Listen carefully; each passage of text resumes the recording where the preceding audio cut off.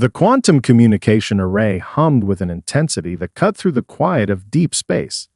Captain Elena Rodriguez felt the subtle vibration through the deck of the U.S. Prometheus, a sensation that spoke of something extraordinary happening beyond the ship's reinforced hull.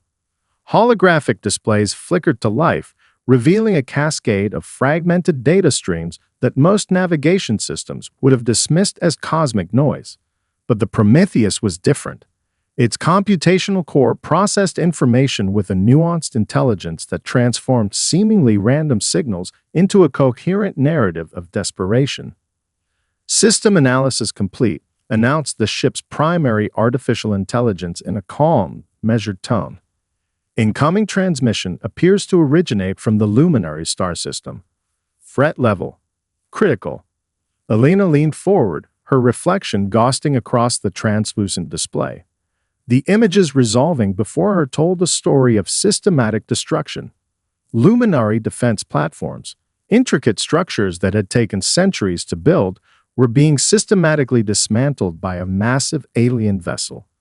Each destruction was precise, almost clinical, suggesting an entity that viewed planetary elimination as nothing more than a calculated task. The ship's xenolinguistic processors worked overtime, decoding the fragmented distress signals. Layers of meaning began to emerge, not just a call for help, but a complex tapestry of cultural memory, scientific knowledge, and raw emotional terror. The Luminari weren't just fighting for survival. They were broadcasting their entire civilization's essence in what they believed would be their final moments. Lieutenant Marcus Chen, the ship's lead science officer, approached the captain's console. His fingers danced across the holographic interface, pulling apart the transmission's intricate layers. "The signal's compression is unlike anything in our current database," he observed. "They're using a communication method that's simultaneously a distress call and a comprehensive cultural archive." Elena's mind raced through the potential scenarios. The Prometheus was technically an exploration vessel, not a dedicated military craft. Their mission parameters typically involve peaceful contact, scientific research, and diplomatic engagement. But the images before them spoke of something far more urgent. "Prepare quantum resonance protocol," she commanded, her voice steady.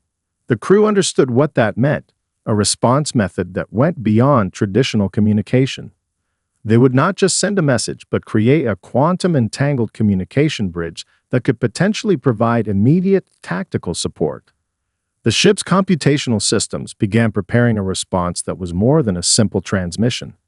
It would be a carefully constructed communication that could potentially disrupt the attacking vessel's systems, provide tactical information to the Luminary, and create a quantum interference pattern that could buy precious moments of survival. Outside the ship's hull, the vast emptiness of space seemed to hold its breath. The Prometheus wasn't just a vessel anymore. It had become a beacon of potential salvation for an entire civilization facing its darkest hour. Elena Rodriguez looked at her crew, a diverse group of scientists, engineers, linguists, and strategic thinkers. They weren't just preparing for a rescue mission. They were about to redefine what first contact could mean in the face of total destruction. "Prepare for quantum transmission," she said. The universe was about to witness something extraordinary. The bridge of the U.S. Prometheus transformed into a symphony of calculated chaos. Each crew member moved with a precision that belied the complexity of their task. Lieutenant Marcus Chen stood before a holographic display, his fingers tracing intricate data patterns that most would consider incomprehensible. Current tactical analysis suggests a 0.03% chance of successful intervention. He announced, a slight smile playing at the corner of his mouth. The statement wasn't a declaration of defeat, but an invitation to challenge the impossible. Dr. Camille Okoye, the ship's quantum systems specialist, approached the main console. Her background in adaptive computational theory made her uniquely suited for this moment. "Probability is just another word for imagination," she responded, her fingers already reconfiguring the ship's quantum communication arrays. The ship's primary artificial intelligence began generating potential scenarios at an exponential rate. Unlike traditional computer systems, this was a dynamic, learning entity that understood context, emotion, and the subtle nuances of strategic thinking.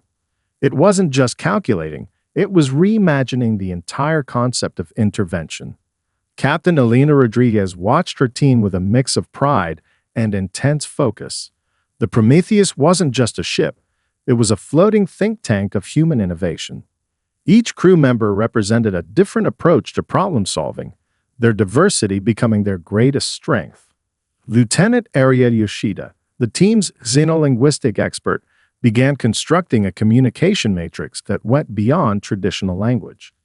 She was developing a method of communication that could penetrate the alien vessel's systems while simultaneously providing a complex cultural context. "We're not just sending a message," she explained to the junior communications officer. "We're creating a quantum-encoded narrative that challenges their entire understanding of communication and conflict." The ship's engineering team worked on something equally extraordinary. They were developing a method to transform ambient stellar radiation into a defensive and potentially adaptive energy field. It wasn't about creating a weapon, it was about turning the environment itself into a dynamic protective system. Marcus Chen's display suddenly flickered with a series of complex calculations. "Look at this," he called out, pointing to a holographic projection that showed multiple potential intervention scenarios. Each scenario was more innovative than the last, methods of engagement that would challenge the very concept of space combat. Captain Rodriguez approached the display, her eyes scanning the intricate projections. "We're not just preparing for a rescue," she said quietly. "We're about to demonstrate what human innovation truly means." The ship's systems began to pulse with a unique energy. It wasn't just preparing for a mission, it was transforming into a living, adaptive entity. The quantum communication arrays started to generate a complex signal that was simultaneously a distress response, a tactical analysis, and a profound statement of potential. Dr. Okoye looked up from her console, her eyes reflecting the holographic displays. "We're creating something entirely new," she said, "a method of intervention that goes beyond traditional understanding." The Prometheus continued its preparations, each system working in a harmonious complexity that defied traditional understanding of spacecraft capabilities.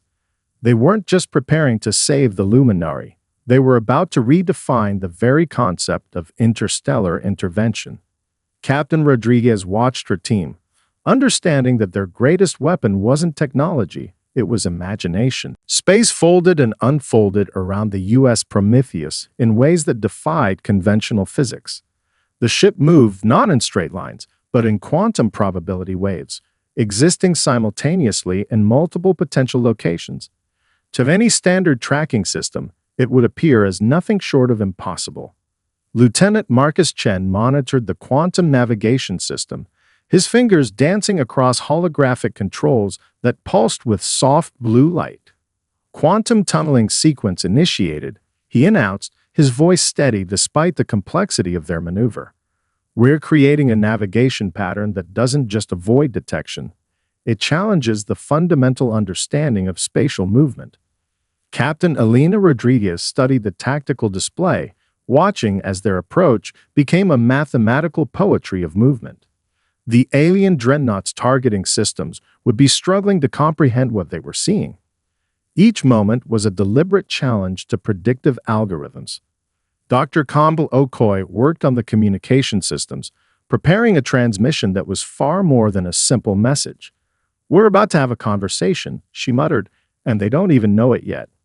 The communication burst she prepared was a masterpiece of linguistic and computational engineering. It would penetrate the alien vessel's communication systems on multiple levels, a transmission that was simultaneously a distress signal, a tactical analysis, and a complex cultural probe. Lieutenant Arya Yoshida had spent weeks preparing the linguistic algorithms. This wasn't just about translation, it was about creating a communication method that would force the receiving civilization to reconsider their entire approach to first contact. "Transmission sequence ready," Arya reported, her fingers hovering over the final activation sequence. The bridge fell into a moment of intense silence. Every crew member understood the magnitude of what they were about to do. This wasn't just a rescue mission, it was a fundamental challenge to interstellar communication protocols. Captain Rodriguez gave a subtle nod.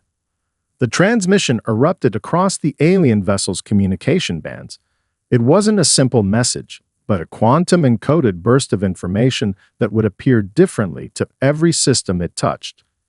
To some, it would look like a complex mathematical equation. To others, a philosophical treatise.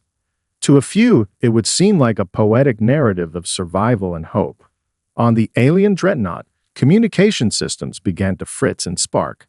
Alien technicians would see streams of impossible data, information that seemed to change its very nature as it was observed. Their most advanced translation matrices would struggle, finding themselves caught in a computational loop of infinite complexity. Marcus Chen watched the tactical display with a mixture of scientific excitement and strategic focus. "We're not just avoiding their systems," he explained to the junior navigation officer. "We're forcing them to question the very nature of their technological understanding." The Prometheus continued its impossible dance through space. To an outside observer, the ship would appear to be everywhere and nowhere, a quantum phantom moving with deliberate mathematical grace. Dr. Okoye looked up from her console, a slight smile crossing her face. "First contact," she whispered, "is about to get interesting." Space around the Prometheus continued to shimmer and bend, a visual representation of human innovation that challenged everything known about interstellar travel and communication. The energy transformation system of the U.S. Prometheus hummed to life, a technological marvel that redefined the very concept of defensive capabilities. Captain Alina Rodriguez watched as the ship's unique adaptive systems began to interact with the surrounding stellar environment in ways no conventional spacecraft could comprehend. Dr. Camille Okoye stood at the primary systems console, her hands moving with a musician's grace across the holographic interface. "Stellar radiation conversion protocol initiating," she announced, her voice carrying a mixture of scientific excitement and focused determination. Around the ship, space itself seemed to become alive. Ambient radiation, typically considered passive background energy, began to coalesce into structured defensive patterns. The Prometheus wasn't just absorbing energy, it was transforming it, creating a dynamic shield that was simultaneously a weapon, a communication device, and a complex scientific instrument. Lieutenant Marcus Chen monitored the quantum energy matrices, his eyes wide with the implications of what they were witnessing. "We're not just defending," he explained to a junior officer nearby. "We're engaging with the fundamental fabric of space-time itself." The alien dreadnought's weapon systems began to encounter something entirely unexpected. Each attempt to target the Prometheus resulted in increasingly bizarre outcomes. Energy weapons would suddenly refract, missile trajectories would curve impossibly, and targeting systems would find themselves caught in cascading computational loops. It wasn't that the human ship was simply avoiding damage, it was actively reimagining the very concept of defensive technology. Lieutenant Arya Yoshida worked on the communication systems, creating a parallel layer of interaction that accompanied their defensive maneuvers.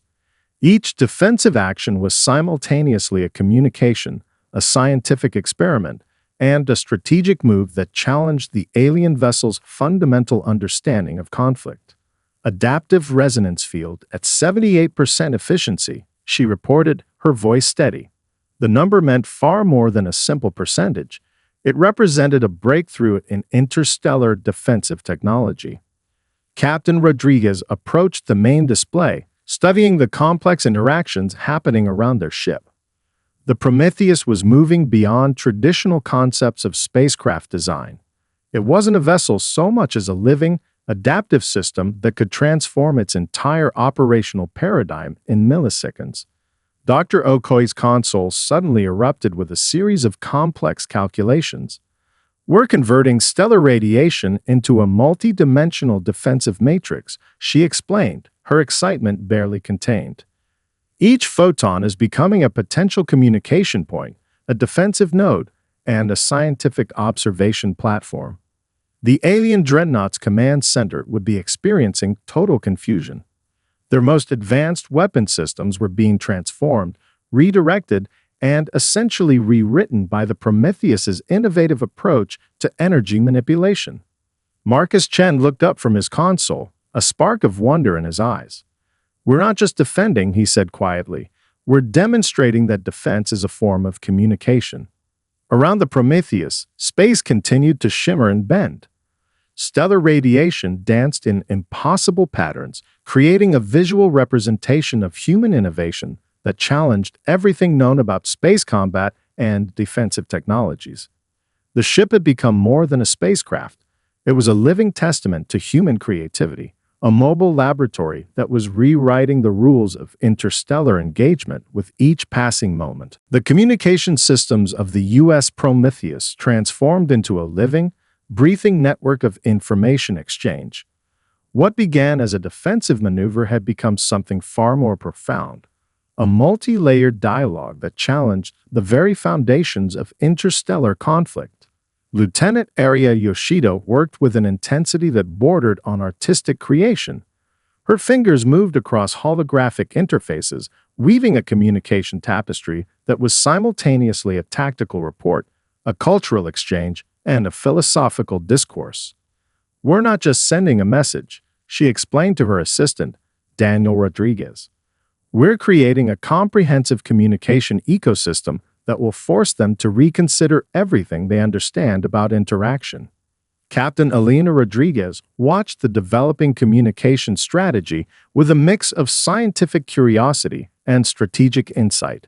The bridge hummed with an electric anticipation, each crew member understanding they were participating in something unprecedented. Dr. Kamble Okoye approached the main console, her quantum communication algorithms adding layers of complexity to the transmission. "Look at this," she said, pointing to a holographic display that showed the communication signal branching into multiple dimensional layers. The transmission began to broadcast across every known communication band of the alien dreadnought. But it wasn't a simple message.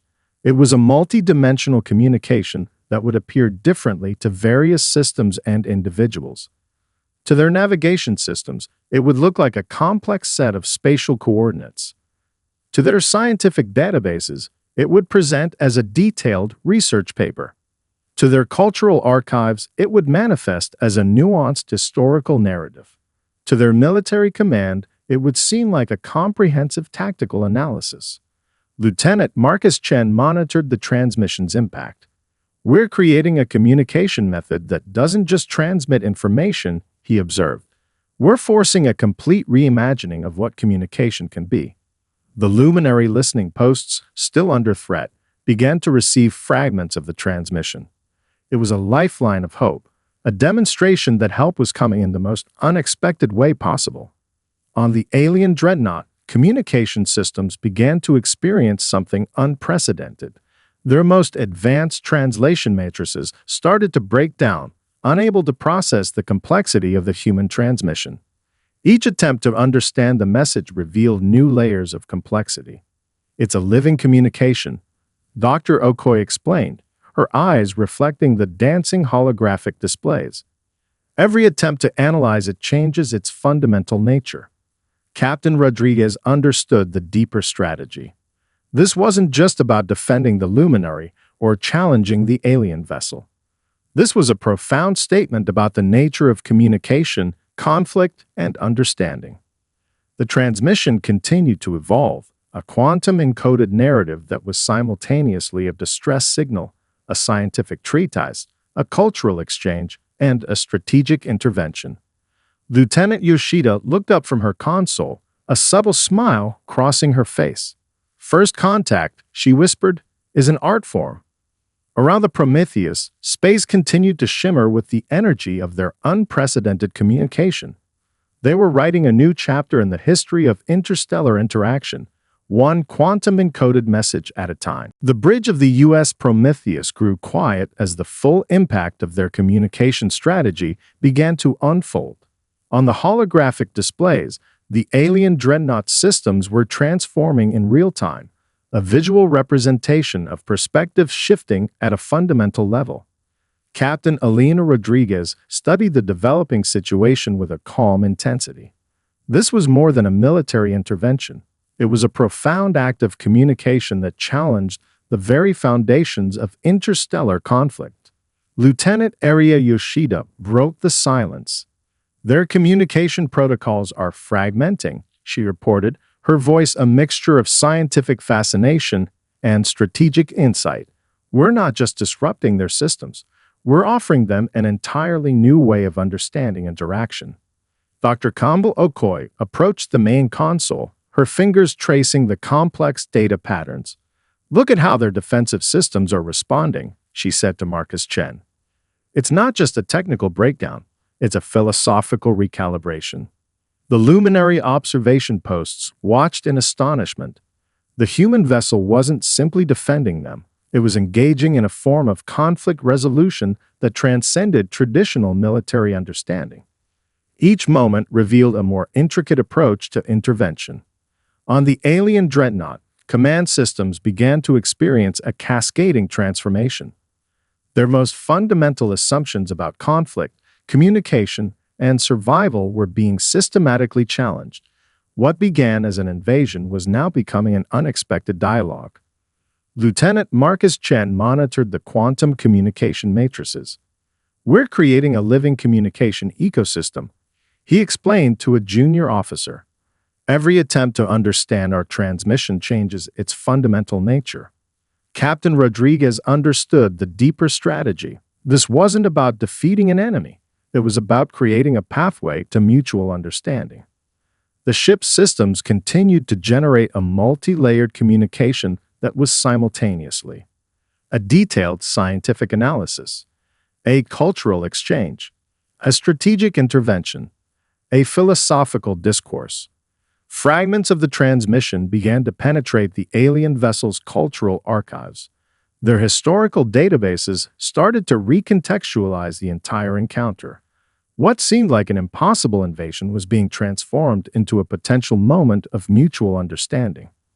Dr. Okoye looked up from her console, her eyes reflecting the complex holographic displays. "We're demonstrating that conflict is a failure of communication," she said quietly. The luminary watching the encounter began to understand something profound. The human vessel wasn't just a military intervention. It was a mobile laboratory of interstellar diplomacy, challenging every known concept of first contact. On the alien dreadnought, command systems started to generate unexpected responses. Their most advanced translation matrices were breaking down, replaced by a growing sense of curiosity and confusion. Lieutenant Yoshida monitored the communication layers. "We're creating a dialogue," she observed, where dialogue was thought impossible. Captain Rodriguez approached the main display, watching the complex interactions unfolding around them. The Prometheus had become more than a spacecraft. It was a living demonstration of human potential, a beacon of hope that transformed conflict into an opportunity for understanding. Space around the ship continued to shimmer with the energy of their unprecedented intervention. They were rewriting the rules of interstellar engagement, one quantum-encoded message at a time. The U.S. Prometheus hung in space like a beacon of unexpected possibility. What had begun as a defensive intervention had transformed into something far more profound, a moment of potential understanding between civilizations. Captain Elena Rodriguez studied the holographic displays, her fingers tracing the complex interactions between their ship and the alien dreadnought. The tactical systems had long since moved beyond traditional combat parameters. This was diplomacy in its most innovative form. Lieutenant Aria Yoshida worked on the communication systems, her fingers moving with a musician's precision. "We're preparing a comprehensive technical report," she explained to her assistant. "But it's more than just data. It's an invitation to understanding." Dr. Campbell Okoye approached the main console, her quantum analysis algorithms revealing layers of complexity that went far beyond simple technological exchange. "Look at this," she said to Marcus Chen, pointing to a holographic projection that showed potential paths of mutual growth. The report they were preparing was unprecedented. Instead of highlighting vulnerabilities as potential weapons, it demonstrated how those same technological limitations could be transformed into opportunities for advancement. Each section was carefully crafted to show not just the technical details, but the potential for collaborative development. Lieutenant Marcus Chen monitored the data streams. "We're offering more than information," he observed. "We're providing a blueprint for technological and cultural evolution." On the alien dreadnought, command systems began to process the unexpected transmission. What had started as an invasion was now becoming a complex dialogue of potential cooperation. Their most advanced analysis matrices struggled to comprehend the fundamental shift in approach. The luminary observation posts watched in astonishment. The human vessel was doing something entirely unexpected, turning a moment of potential destruction into an opportunity for mutual understanding. Captain Rodriguez understood the deeper strategy. This wasn't about demonstrating superiority. It was about creating a pathway to collaborative growth. The technical report became a living document. To their navigation systems, it showed innovative spatial movement techniques. To their scientific databases, it presented breakthrough research methodologies. To their cultural archives, it offered a nuanced perspective on interstellar cooperation. Dr. Okoye looked up from her console, a subtle smile crossing her face. "Conflict," she said quietly, "is often just a failure of imagination." The transmission continued to evolve, a quantum-encoded narrative that challenged every preconceived notion about first contact. It wasn't just a report, it was an invitation to reimagine the possibilities of interstellar interaction. Lieutenant Yoshida monitored the communication layers. "We're creating a dialogue," she observed, "where dialogue was thought impossible." The alien dreadnought systems began to generate responses that defied their previous operational parameters. Curiosity started to replace aggression. Understanding began to supplant conflict. Around the Prometheus, space continued to shimmer with the energy of their unprecedented intervention. They were demonstrating that true strength lies not in destruction, but in the capacity to help others grow and understand. Captain Rodriguez approached the main display, watching the complex interactions unfolding around them. The Prometheus had become more than a spacecraft. It was a living demonstration of human potential, a beacon of hope that transformed conflict into an opportunity for mutual understanding. "Exploration," she whispered, "is an act of compassion." The diplomatic channels opened like a delicate flower of possibility. What had begun as a potential interstellar conflict had transformed into a moment of unprecedented communication between civilizations. Captain Elena Rodriguez stood at the center of the U.S. Prometheus's bridge, watching as the complex layers of interaction began to resolve. The holographic displays showed more than just data. They revealed a fundamental shift in interstellar understanding. Lieutenant Aria Yoshida managed the communication protocols, her fingers moving with a precision that was both scientific and artistic. "We're establishing a comprehensive dialogue," she reported, her voice calm and measured. "Each transmission is a bridge between different ways of understanding." Dr. Kamil Okoye approached the main console, her quantum communication algorithms revealing intricate patterns of potential cooperation. "Look at how their systems are responding," she said to Marcus Chen. "We're not just sharing information. We're creating a new framework for interstellar interaction." The luminary leadership watched in astonishment. The human vessel had done more than defend them. It had transformed the entire nature of their potential extinction. What seemed like certain doom had become a moment of profound possibility. On the alien dreadnought, command systems underwent a complete recalibration. Their most fundamental assumptions about conflict, survival, and interstellar engagement were being systematically reimagined. Lieutenant Marcus Chen monitored the developing communication matrices. "We're demonstrating that technological advancement is a collaborative process," he explained to a junior officer. "Every point of potential conflict is an opportunity for mutual growth." The diplomatic exchange became a living entity. To the scientific communities, it was a breakthrough in communication technology. To cultural historians, it was a pivotal moment in interstellar relations. To philosophers, it was a demonstration of compassionate problem-solving. Captain Rodriguez understood the deeper significance of their intervention. This wasn't about victory or defeat. It was about creating a pathway to mutual understanding that transcended technological and cultural boundaries. The Prometheus had become more than a spacecraft. It was a mobile embassy of human potential, a living demonstration that innovation, empathy, and creativity could transform the most hopeless situations. Dr. Okoye looked up from her console, her eyes reflecting the complex holographic displays. Exploration, she said quietly, is the truest form of communication. Diplomatic channels began to stabilize. The alien civilization's initial aggressive posture was replaced by a growing sense of curiosity. The Luminari, once on the brink of total destruction, now found themselves at the center of an unprecedented moment of interstellar diplomacy. Lieutenant Yoshida continued to manage the communication protocols. "We're creating a dialogue," she observed, where dialogue was thought impossible. The technical and cultural exchanges continued to evolve. Each transmission revealed new layers of potential cooperation. Scientific methodologies were shared. Cultural insights were exchanged. Technological innovations were discussed as collaborative opportunities. Around the Prometheus, space continued to shimmer with the energy of their unprecedented intervention. They had demonstrated that true strength lies not in destructive capability, but in the capacity to understand, adapt, and grow. Captain Rodriguez approached the main display, watching the complex interactions unfolding around them. The encounter had become more than a rescue mission. It was a testament to human potential, a beacon of hope that transformed conflict into an opportunity for mutual understanding. In the vastness of space, she whispered, "Understanding is the most powerful weapon we possess."